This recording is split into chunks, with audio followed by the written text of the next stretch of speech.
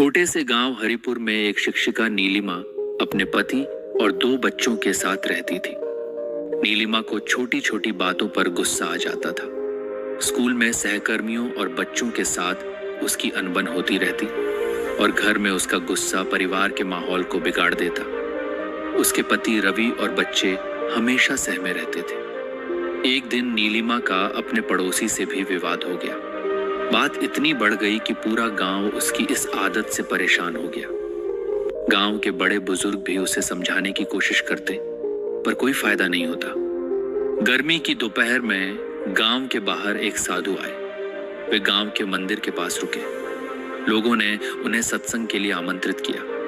नीलिमा ने इस सत्संग में भाग नहीं लिया, लेकिन उसकी सास ने साधु को घर पर आमंत्रित किया।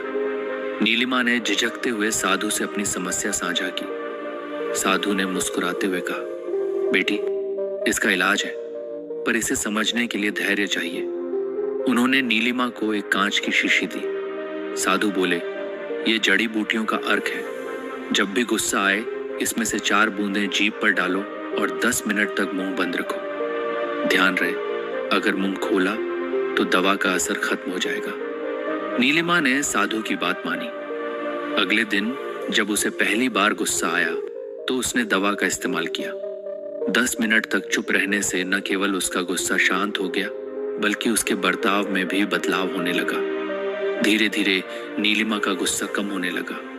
अब वह पहले की तरह हर बात पर भड़कती नहीं थी। उसके घर का माहौल बदलने लगा।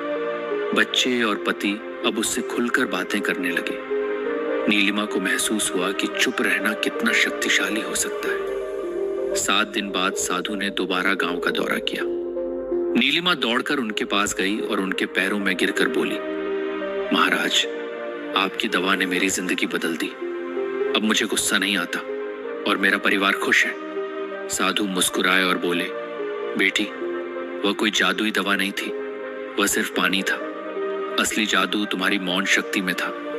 जब तुम गुस्से में चुप रहती हो तो तुम अपने दिमाग को शांत करने का मौका देती हो। यही गुस्से का असली इलाज है। नीलिमा ने साधु से विदा लेते हुए यह सबक सीखा कि गुस्से का इलाज मौन है। उसने इसे अपने जीवन का हिस्सा बना लिया। अब वह गांव और स्कूल में सबकी प्रिय हो गई।